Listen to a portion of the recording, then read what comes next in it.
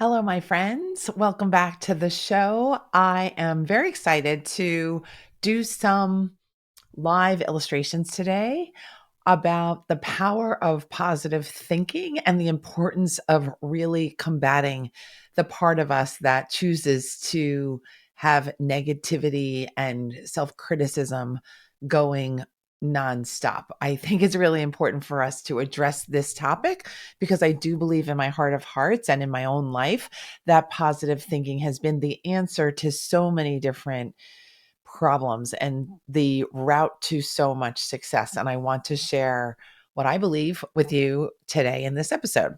My goal is to talk about the importance of maintaining positive self talk with yourself. And I think this is important because, in my own experience, lots of people doubt that positive thinking has any true effect on reality. Lots of people make fun of the idea that something so easy as changing a thought or your mindset could actually be powerfully useful. And still, other people are so stuck and used to their familiar patterns of doubting and terrifying themselves and worrying and criticizing themselves that they can't even imagine being powerful enough to change that habit, that style of thinking, that style of talking to themselves. So, again, I think this is a super important topic, and I can't wait to get into the illustration part. So I decided to play around a little bit with this episode and use the power of artificial intelligence to show you how easy it can be to find relief for the part of you that really likes the negative thinking, likes the negative self talks, likes to be afraid of all the things. So if you haven't tried ChatGPT, again, it's called ChatGPT. I would highly recommend that you try it out. And I'm hoping today's episode is a great reason for you to get curious about it.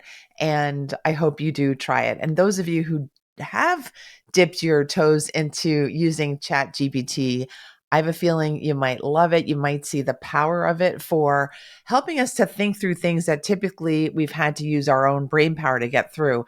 Now we can just open up ChatGPT on our browser, click in, ask a question, and have artificial intelligence spit out the answer within a minute or two. So that's actually how ChatGPT feels and works. And what I did for this episode is I used ChatGPT to explore certain negative self statements and to come up with certain positive, powerful affirmations to counter those negative self statements. But in the spirit of using ChatGPT, I didn't even type in the negative self statements that I wanted ChatGPT to counter. I just gave ChatGPT this prompt. I said, let's see, what did I say? I said, in two columns, please list negative self statements on the left and powerful positive affirmations to counter the negative statements on the right. Period. Please do 20. That's all I wrote in ChatGPT. And I'm going to read to you the results.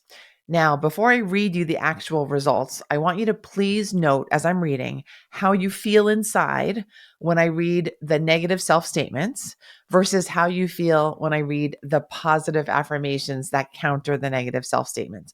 I believe you're going to feel a radical difference between the two statements.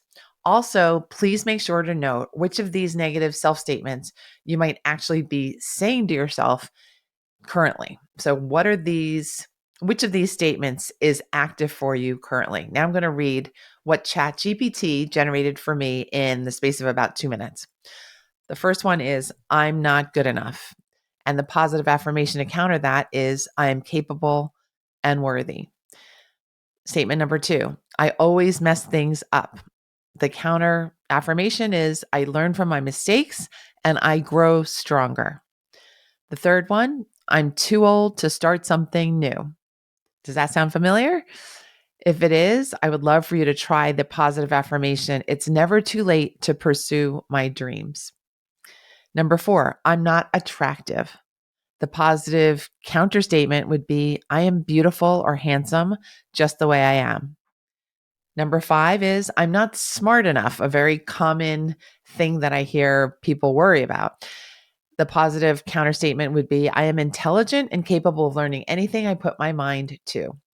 Number 6 is, I can't do this. This is a procrastinator's mantra. And the counter statement would be, I am capable and have the resources to accomplish anything I set my mind to. Number 7, I'm not creative. The counter statement would be, I am creative and have unique ideas to offer. Number 8, I'm a failure. Or you could change that to say, I feel like a failure. And the counter statement would be, I'm successful in my own way and continue to grow and learn. Number 9, I'm not worthy of love. The counter statement would be, I am deserving of love and I have love to offer others. Number 10, I'm too busy. The counter statement would be, I have the time and resources to prioritize what's important to me. Number 11, I'm too shy. The counter statement would be, I am confident and comfortable in social situations. Number 12, I'll never be able to do this. The counter statement is, I am capable of achieving my goals with hard work and perseverance. Number 13, I'm not important. The counter statement to that would be, I am valuable and have a purpose. Number 14, I'm not good at anything. Number 14, counter statement would be, I have unique skills and talents that I can develop and use to make a positive impact. Number 15, I'm not worthy of success. Number 15's counter statement would be, I am deserving of success and have the skills and resources to achieve it. Number 16, I'm not good with people. Instead, you could say, I have excellent interpersonal skills and can build meaningful relationships. Number 17, I'm not confident. Instead, you could say, I am confident and believe in myself. Number 18, I'm not popular. Instead, you could say, I am loved and respected by those who matter most to me. Number 19, I'm not lucky. To counter that, I would have you say, I create my own luck through hard work and determination. Number 20, I'm not rich. That's a fun one. To counter that, you could say, I have everything I need to be happy and to be fulfilled in life. I want you to notice some things. I noticed this as I was reading the 20 statements that ChatGPT was pretty good at coming up with the gamut, the real range of negative statements that we can say to ourselves. It covered how we look, how we feel, how we worry about our social behavior, how financially well off we are, our luck. And I want to give you that as an example of how ChatGPT can really expand your range of thinking because it's doing the thinking for you. It's gathering information from the entire world of information. And when we're doing this ourselves, we're just gathering from our relatively limited data set. So use ChatGPT to kind of get out of your own mind and expand it a bit. So that's the first point. The second point is that I realized as I was reading the first negative statement and then the positive second statement that it was physically easier for me to verbalize and say the second statement. It's just a lot lighter to say I am valuable and have a purpose than it is to say I'm not important. It just brings me down to even say those words. And I certainly hope you don't feel that way for yourself. I hope you all feel that you're incredibly important. If you're struggling with negative thoughts about yourself or low self esteem, or you're in a bad way lately, I would suggest you just replay what I just said and use the second statements, use the powerful positive affirmations to get yourself back up to a better mind frame, a better vibration, a better feeling in your heart and in your mind.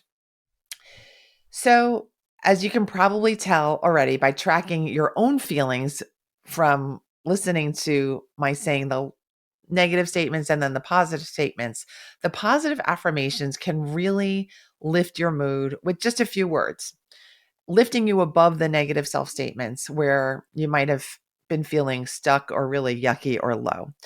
And since we talk about success on this podcast a lot, I think it's really important for us to focus on those second statements, those positive, powerful, affirming statements. We want to affirm our own abilities, our talents, our potential, our luck, our wealth, everything that we have. And these statements help us to see ourselves in a more positive light, which then allows us to operate in a way that will help us to achieve actual success. When we start off feeling successful, we'll end up attracting what we see as success. So, another suggestion that I have, aside from using ChatGPT and turning on your computer again, I want you to start thinking bigger. That's my second tip. I want you to start thinking not just bigger, but really, really, really much bigger. Bigger than what even seems reasonable to you. Bigger in a way that seems almost delusional. If you're thinking, oh my God, this is laughable, you're probably on the right track. I want you to think about the world of possibilities. I think the reason I recommend that is that the only way to allow all of the possible options that are available to us to come to us is to think wildly big, is to create a beautiful, wide open space for those flowing pieces of energy and information and inspiration to come to us. If we're feeling uptight, if we're feeling not good enough, if we're feeling pressed for time, we're just not going to be able to get all those wonderful creative ideas. We're going to feel stressed. We're going to start limiting ourselves. We're going to start thinking we have work block. And then we're going to fail to play bigger because we're going to have failed to think bigger. So always encourage yourself to just push your thinking a little bit further, a little bit bigger, a little bit more wild, and then take from that sampling of ideas that come to you, take the best, take the ones that really suit you, take the ones that you like the most. I'm going to give you now a real world example of where you can use positive thinking to get yourself out of a stuck situation and get yourself in motion and moving towards success. We love the idea of momentum. Momentum is one of my favorite words. It's one of my favorite activities to get into because I feel once I've started moving, it's a lot easier to continue to move. That's the whole purpose of finding your momentum, that you want to be coasting through to success rather than struggling and climbing a mountain or slogging through mud or your negative self-criticisms to get to the success. We want to have a glide towards success whenever we can. So the real life example I'm going to give you is the idea of wanting to clear clutter out of a spare bedroom. I oftentimes do clarity over clutter challenges with anybody who will enter the challenge with me. And one of the most common problems that people come to the challenge wanting to clear is that spare bedroom. So if this is you, and even if it's not you, if you have a room that you would like to clear up, keep listening. So oftentimes people leave clutter as it is because clutter feels overwhelming. It brings a lot of negative energy to our homes and our spaces and to our work areas and to our spare bedrooms. And we oftentimes are busy. So who wants to spend your free time clearing out clutter? Many people don't want to choose to use their time in that way. But I want to suggest, instead of saying to yourself, this clutter clearing in this spare bedroom is never going to get done, I would love for you to say something more positive. Something like, I love the idea of this room being clean and clear, and I'm working steadily towards that vision. Another example of something you could say is, I easily can spend 15 minutes every morning to create the vision of a great room to use for my creative projects. Another sentence you could use is, I will get this room cleared and tidied within the next 14 days. You can get really concrete and schedule an actual deadline for yourself for that clean, beautiful vision to come to life. All of these statements that I've just read, which I made up, are more powerful than saying to yourself, this room is never going to get cleaned. This is never going to get done. The statements that I created that were more powerful, they all allow you to operate from a higher vibrational point where you are feeling more positively about the prospect of the cleaned out room than you're worried about the difficulty of actually getting there. And when we gain power over our resistance, what happens is we move towards our success. That momentum comes, that decluttering comes, that clarity of the room starts to open up, and we start to bring ourselves a better mood, a better feeling, a better environment for ourselves. So put yourself in a more positive mindset when you can. When you do, you end up attracting the energy and the resources that you need to get any job done, whether it's a room or a new project or writing a book or launching a podcast or birthing a child, whatever you're wanting to do, getting a new job, it's whatever dreams you have for yourself. I encourage you to dream big and get your thinking in the right place so that getting that success is easy for you. Remember to always keep the beautiful picture of you succeeding in mind. I want you to keep that top of mind. I want you to post pictures in your room of those visions that you have for yourself. Never forget to operate from that feeling of success. That's going to help you from the start. Always visualize yourself succeeding at first and then start and then go to the actual success, not just the visualized one. Stay grateful for the opportunity to improve your life and your spaces, how you use it, how you use your body, how you choose to focus in life. Focus on your strengths and your commitment to getting your goals done, and watch the magic of success come into your life like a flood. Thanks for listening to this episode of the Make Time for Success podcast. I had a lot of fun creating this one and sharing it with you. I hope you found it useful and helpful and inspiring. If you did, please share this episode and the podcast with your besties. And also don't forget to subscribe to the show and leave a review for me. That would mean the absolute world to me. I will see you next week with another lovely episode, this time with an interview with one of my favorite guest experts. You know they're wonderful. All right, I'll see you soon. Bye.